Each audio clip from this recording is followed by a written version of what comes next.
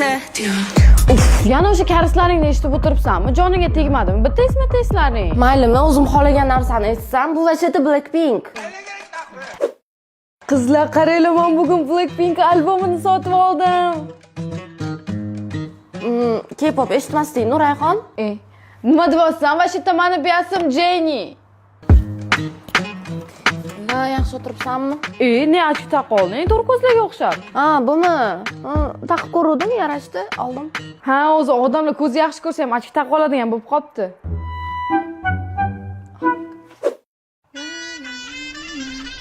Yarashibdi. Rahmat.